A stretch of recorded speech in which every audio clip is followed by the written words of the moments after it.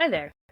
I'm Bear Wiseman. I'm a writer, editor, journalist. It's really hard to explain who I am because I like to do a lot of things, but I like to just generally call myself a wordsmith. And the reason I'm making this video is because I recently published a short fantasy novella called The Vitmar Chronicles. This is volume 1. It's called An Ending and a Beginning. And I wanted to just talk a little bit about it so that people can get a feel for it. So, first thing, just a little bit about me. I'm originally from Canada, but I live in Finland. So, if you're wondering why my English is decent, at least, then that's because I'm not actually from Finland. I'm a native English speaker. I moved to Finland in 2009, and I've been just trying to find my way ever since then. I've been writing since I was, I want to say, around 13 years old. I had just a knack for words. I was a real Anne Shirley from Anne of Green Gables as a kid, a real romantic. I was a real fantasy lover, and I was constantly talking and telling stories all the time. My dad used to ask me if I liked the sound of my own voice a lot. So, yeah, just like a kind of chronic storyteller. I'm hopefully a little bit better about rambling than I used to be, but maybe not. We'll see. You can decide for yourself if you watch this. This particular series I have been working on since 2008. So, to tell you a little bit about it, this story originated from a conversation I had maybe a year or two before I moved to Finland. I was seeing a guy back in Canada, and his brother also was a really big fantasy fan, and he also liked writing fantasy stories. And this one day we were hanging out, and he and I had a conversation about what our lives would be like if we were fantasy characters, who we would want to be, and like what kind of stories our characters would be a part of. And kind of one of the other big influences that before the Vitmar Chronicles, I was a really big Final Fantasy nerd. Final Fantasy IX is one of my favorite games of all time. I love the characters, I love the story. Okay, the final boss was a little bit out of nowhere, but just generally the whole story of Final Fantasy IX really gripped me when I was a kid. So, when I was originally starting writing as a teenager, I was writing these long dramatic Final Fantasy style stories, like a band of teenagers grouping together to save the world. And then at some point, I wanted something a little more realistic. And this is the story that my ex's brother and I had came into play. It wasn't so much about, people saving the world. It was just about people being themselves in a fantasy world, but still rough things would happen. So this idea stewed in my head. I don't want to, actually tell you what we talked about because there's actually pretty big story of spoilers in there. But this idea just stewed and stewed in my head until I decided that I had to completely trash this 13 book series that I had been working on for several years and start over. And the Vitmar Chronicles comes from their last name, which was Widmer. So Vitmar was just a, stylization of that. And yeah, so I've been working on this story genuinely on and off since 2008. Of course, the reason it's taken so long is just because I moved to Finland. And at first this was really inspiring, but then life kind of got in the way, and, just trying to learn the language and trying to find work in this country was always such a nightmare for me. So this kind of got put on the back burner, especially when I took up journalism, because all of the writing I did for the better part of a decade was reviews and that sort of thing, live reports, interviews even. So I didn't do a lot of creative writing, and it always really, really ate away at me. It was really devastating, honestly, because this story has been in my heart for, well, almost 15 years now. So I really just recently decided that I'm gonna kind of quit the journalism thing and get back into creative writing. So I really wanted to start getting the Vitmar Chronicles out there.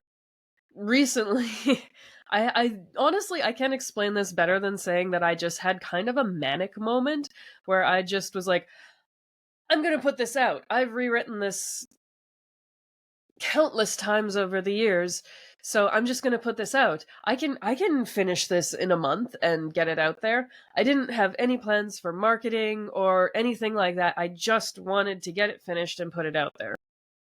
Let the cards fall where they may. I'm not a marketer, so that's kind of why I'm doing this video, because I'm just so bad at anything involving self-promotion, so I thought at least I can make some of these video clips to tell you guys about me. So this series, as I said, is almost 15 years old right now. It started, in all fairness, I was a teenager when I started. I wasn't a great writer, even with my millions of words of Final Fantasy knockoff that I had done before this. I had all these ideas, but they were a little cheesy, they were a little cliche. And over the years, it's worth saying I'm not sorry that it's taken so long, because I have changed enormously as a person over the years. And there's so many parts of me right now that are very deeply important to me that are new. And this world really reflects who I am as a person. I'm honestly kind of a hippie. I'm still, a metalhead. I was in metal journalism, but, I've expanded a lot beyond that. I really care about nature. I really care about people. And, the state of the world right now is so devastating to a lot of us that I wanted to create a world, fantasy often has these worlds that really reflect ours, with slavery and discrimination and homophobia and all of that. But you don't see a lot of worlds that do it better. And so that's kind of what I wanted to get into with the Vitmar Chronicles. Is like, I didn't want these honestly kind of generic struggles. I feel like a lot of stories these days are really kind of the same thing with a different skin, and that's great. People tell amazing stories with these same fantasy tropes all the time, but I really wanted to delve into something different. I wanted to show what the world would be like if we were all just a little nicer to each other. I wanted to create a setting where people actually did take care of each other, where the king's main job is to care for their people, and that sort of thing. So, yes, there is a place in the world of Elinica from the Vitmar Chronicles that does reflect our world, but it's sometimes there just a little bit as a straw man, not to, hit down on myself, but there's not a whole lot of major plot points that take place in this space. It's mostly meant to show that, hey, life is still an adventure if you are not in a garbage world. And I also really wanted to show that, you don't need to save the world to be the hero of your own story. That's the main slogan on my website. Like, these stories of teenagers banding together and saving the world, not always teenagers, but you know what I mean. It just became so samey to me all the time, and I'm always trying to think outside the box. I'm always trying to push the limits of things, and like to the point where I'm super against a lot of just the basic ways we think in modern society about a lot of things, about relationships, about love, about so many things. So I'm just kind of throwing some different ideas out there and seeing where they hit. So if I'm going to give myself a genre, I would call myself a hippie fantasy writer, because I think where I've found the most peace and comfort and spirituality has been amongst hippie cultures. So the Vitmar Chronicles is really about people at their core. So yeah, what I was trying to do is just kind of avoid the usual tropes and push boundaries. Instead of having elves, I have Eldrin. Instead of having dragons, I have Kadrakis. And they're similar, but they're not the same. You'll hear more about it if you read the stories. But essentially, I just wanted to make things feel familiar, but also different. And I wanted to kind of make people think and push some boundaries. So, of course, this first part that I've just released, An Ending and a Beginning, as I said, I've been writing this since 2008, and I have written and rewritten this so many times. As I said, I had this kind of manic moment where I was like, I just want this out. I've rewritten this so many times, and I realized that when I actually got into working on it, I was like, actually, no, I've only rewritten and rewritten the first 10 pages of this a million times. The rest of it is just something I rewrote, I think, a couple years ago. And so I had to really I gave myself a month, and of that, I really gave myself 2 weeks. I had to sit down for like 12 hours a day for a week or two, just trying to polish this up. And there was so many things that didn't make sense in hindsight that I had to rework and rewrite. But again, I really wanted to focus on that relationship between these two brothers, Gabriel and Kaldor Vitmar. Gabriel is this kind of shy, quiet, sensitive bard, and Kaldor is his younger brother. He's really boisterous, exuberant, proud, and I wanted them to just be such a tight-knit unit.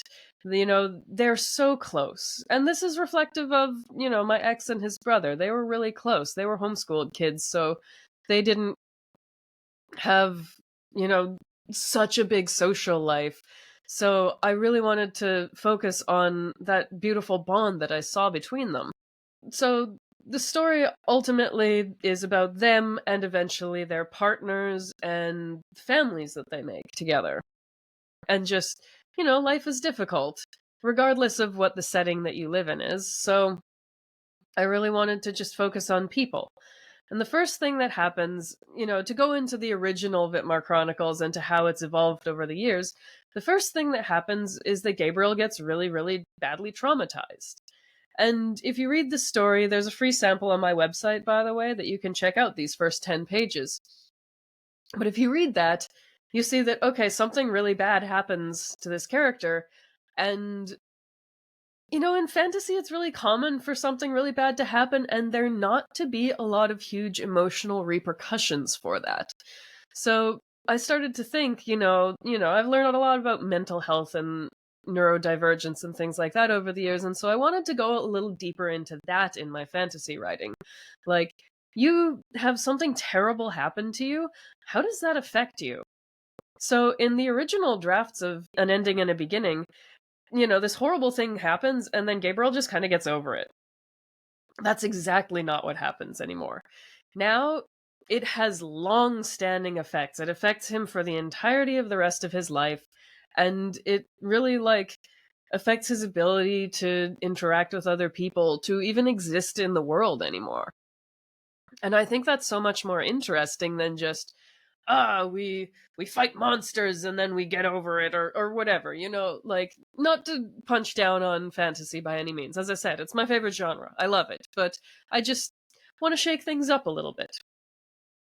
So over the years, I'd say the biggest change was how character focused the story became with time, because I think people are so fascinating.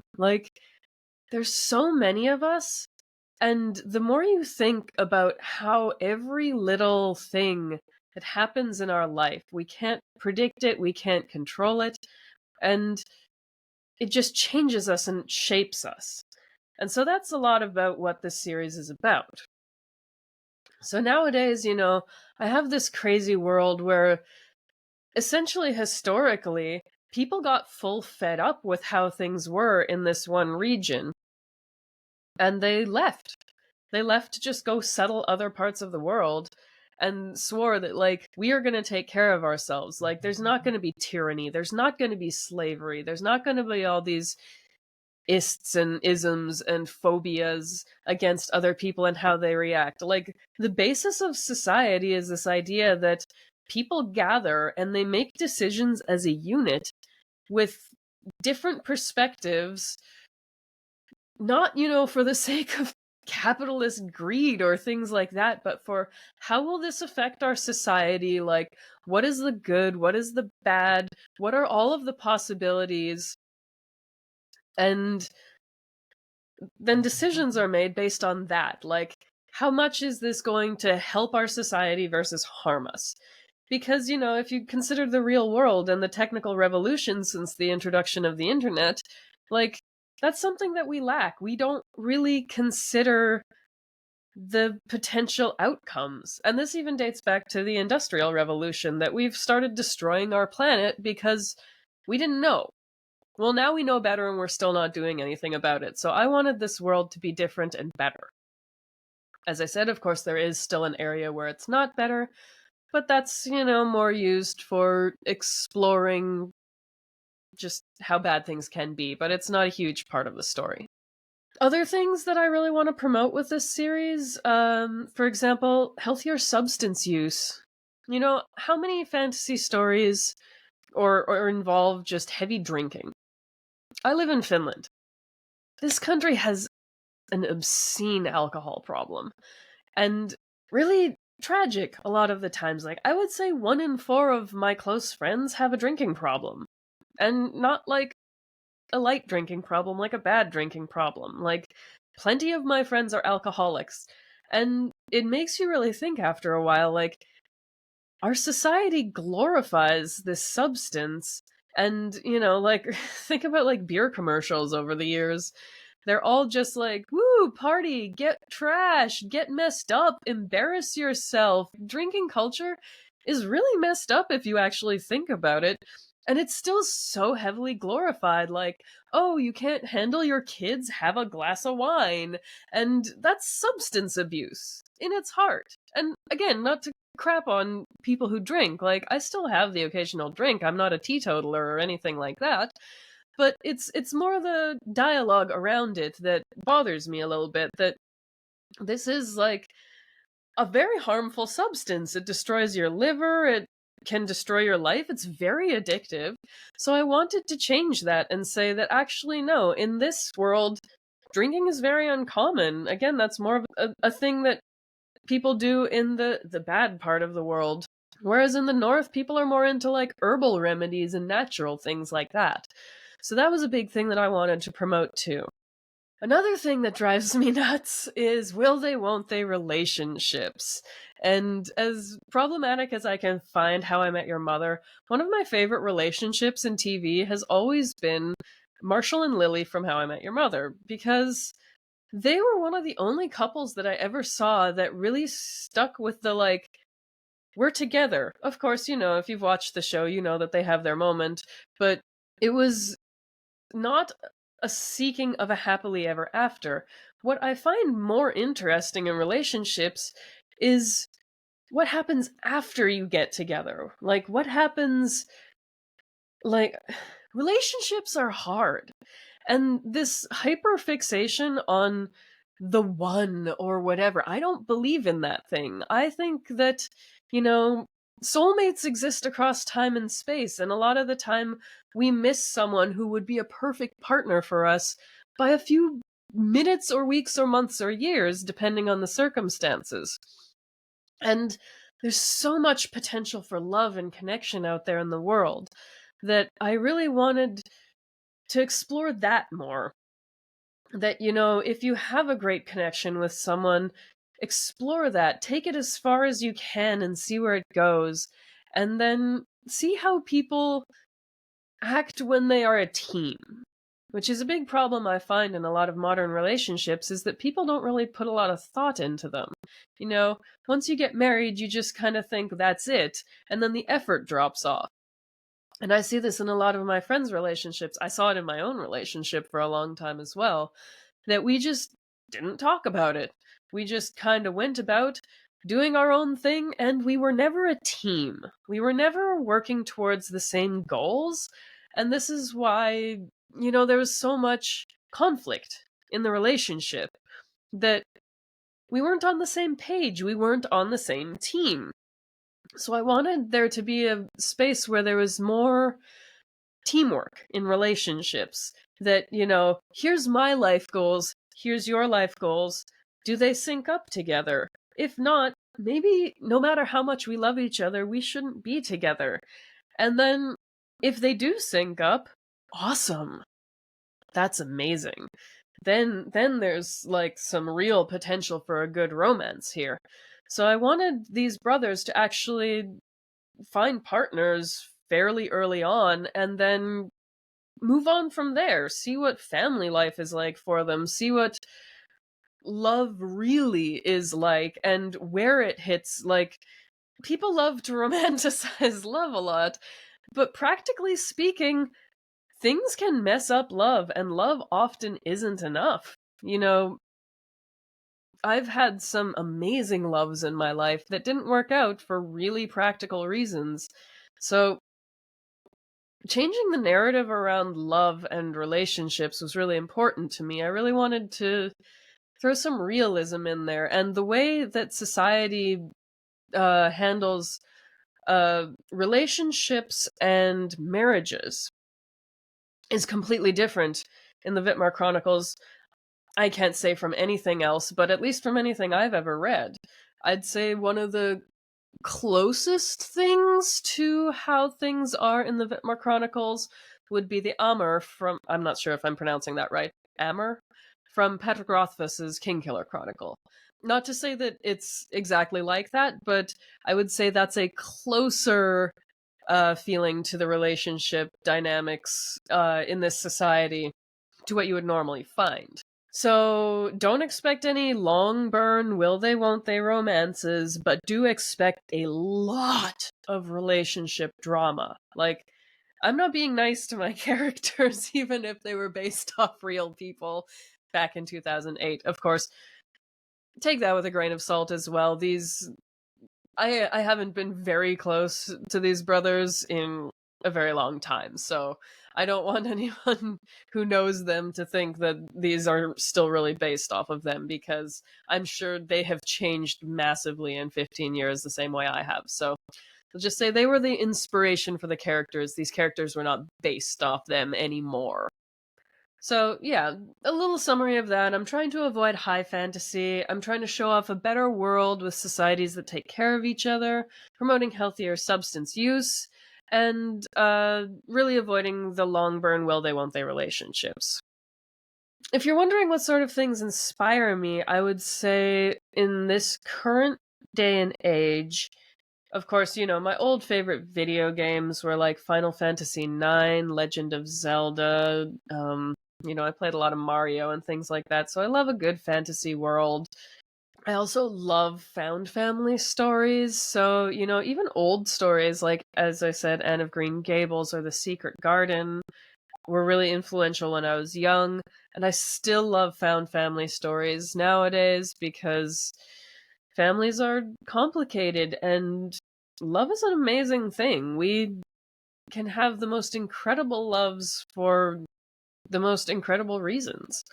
And in our modern society, we put a lot of gatekeeping or rules around love that I don't like that much. So I try to move a little bit beyond that.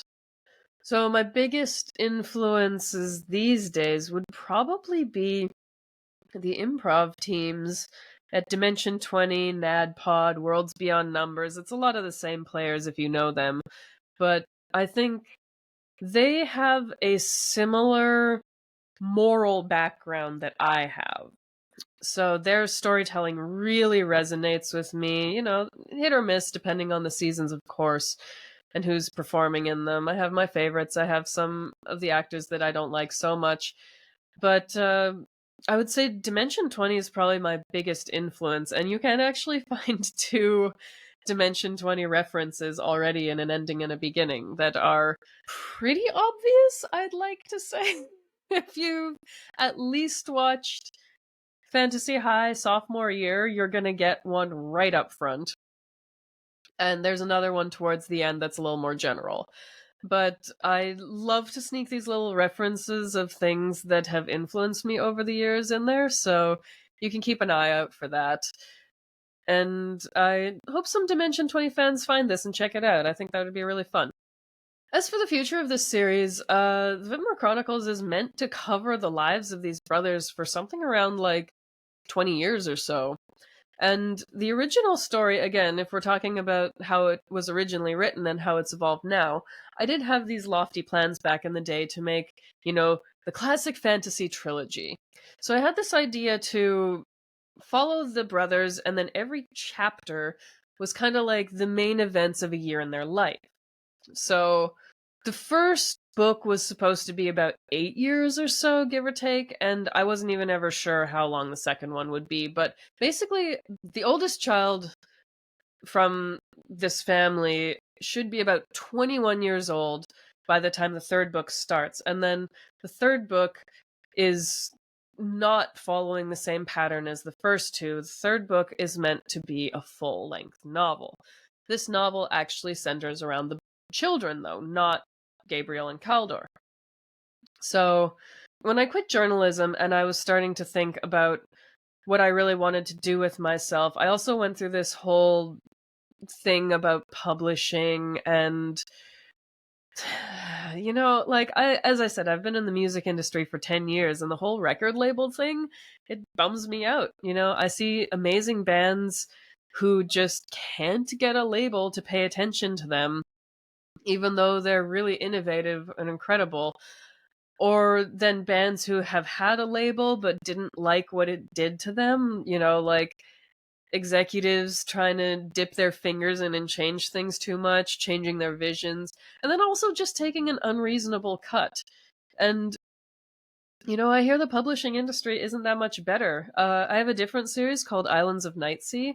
We tried to get a agent for that series for about a year, and I feel like it was just little minimal things. Like maybe I put the age group in wrong because I didn't really understand what mid-grade was versus picture books or something like that, So I just thought, gosh, this is such an enormous, awful amount of work. And word on the street is that publishing houses these days don't even really do that much work to market you anyways. So I thought, if all they're doing is taking a big slice of the pie and not giving really anything back that I need, why would I waste my time doing this thing that I hate, searching for an agent, instead of just self-publishing? Now, of course, I'm a garbage self-marketer. That's part of why I'm making these videos. So I wanted to see just how I do. But the first thought that I had was, why am I saving up these 8 or so standalone stories? I could be releasing each of these chapters one by one, and then instead of having a fantasy trilogy, then I actually have a genuine chronicle. Again, I said probably maybe 15 volumes I have tentatively planned for the Vitmar Chronicles. So I'd rather release them one by one, and when I got this first one out, that's given me such a push and a drive to keep releasing them, instead of just, piddling away, writing them and saving them all up and then barfing them all out at once. Why not just release it piece by piece, since they are standalone stories? You should theoretically be able to read each of these chapters and then jump back if you want to know what happened before. You don't need to start from the beginning. In theory. I don't know. I haven't exactly finished the rest of them yet, obviously. But that's kind of the plan, anyways, And then it will conclude with this big full-length novel that stars the children. So that's kind of my plan for the Vitmar Chronicles for the future, is just to release these chronicles.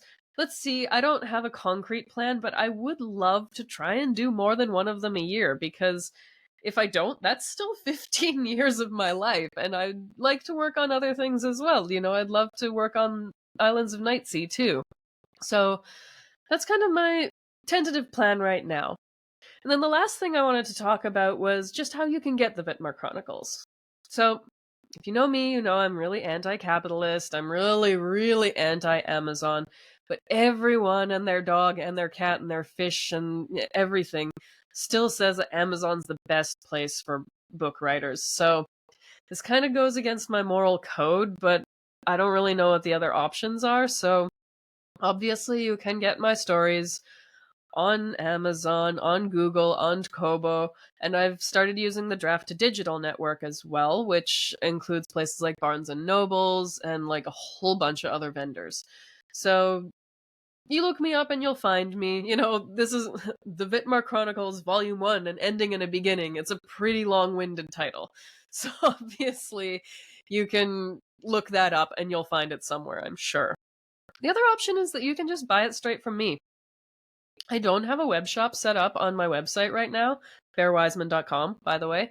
You're welcome to visit, and there's a full sample of you can read that first 10 pages there, I think I mentioned already.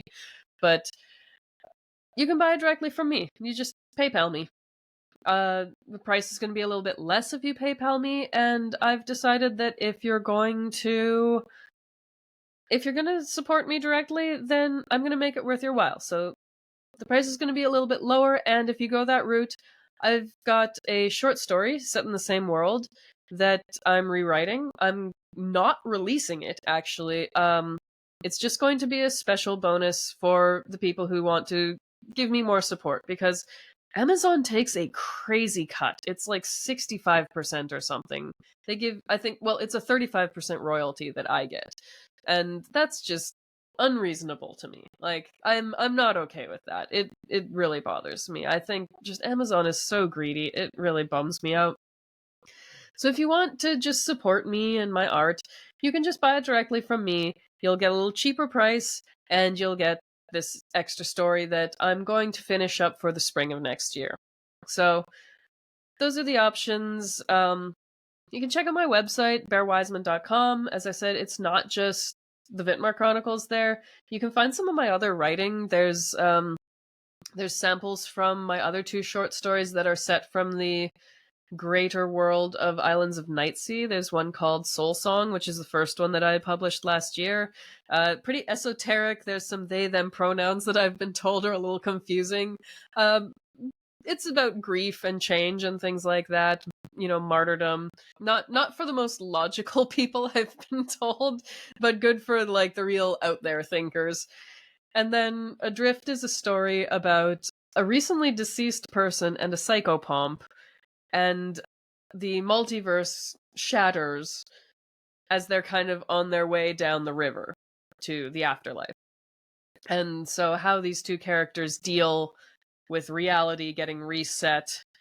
So those are also available if you want to get an idea of my writing. Also, there's just free writing samples on my website, just little snippets of short things. Anything that I write that's, not 10 pages or longer, I'll generally just post for free on my website. Just, I don't know how I would charge for that sort of thing, so I just want people to be able to read my stuff and get a feel for me. So there's a lot of like flash fiction or nonfiction even. There's some kind of sad stories about some things that have happened, sad stories about observations I've had on people.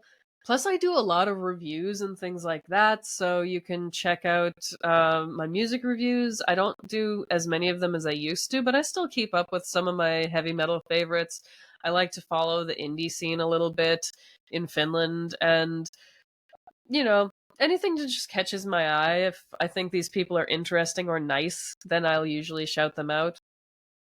I do some live reports still. Again, not as much as I used to because I'm trying to focus on writing other things. I review video games, TV series, movies, that sort of thing as well. So if, again, you want to get a feel for me and my taste and the things I like, my website is like a wiki wormhole of me. So if you really want to get to know me, you can just go to my website and browse around for a while. Like, see if you find anything you like. The other 2 things that you can find on my website are an interview series called Off the Record. That one is based on me not liking doing album release interviews so much. I got really sick of them and the way that, everyone asks the same questions all the time, and I really wanted to go deeper into art and that sort of thing with these musicians. So there's a whole history of my old interviews in there, but my newer interviews are from this Off the Record series, and they're all video format nowadays. And they try to focus a little bit more on the artists, the art, the creative process, and deeper meanings and things like that, as opposed to just, what's your new album like? The other thing I do is a series called Gathering of Geeks. It's a podcast series about geekdom, and my guests are always artists, so but they're artists who've always been kind of geeky, fans of video games a lot of the time. There's always a lot of talk about Star Wars, one of probably the most common subjects that gets brought up. But there's also been a lot of cool stuff, like talking about being like bullied or being outsiders. Sometimes metal culture gets worked in there too, because I think there's a lot of crossover. And that was actually what inspired this podcast in the first place, was just that I found, especially in Finland, there's a lot of geeks in the metal scene. So I really wanted to have a chance to talk to people a little bit longer about the sort of things that inspire them or that they do in their free time or things like that, the shows that inspire them, the games that inspire them, things that really make them feel or tick or that sort of thing. And so, as I said, the reason I didn't do this for one of my medias in the past is because I wanted to be able to flex a little bit outside the metal scene. So I don't just.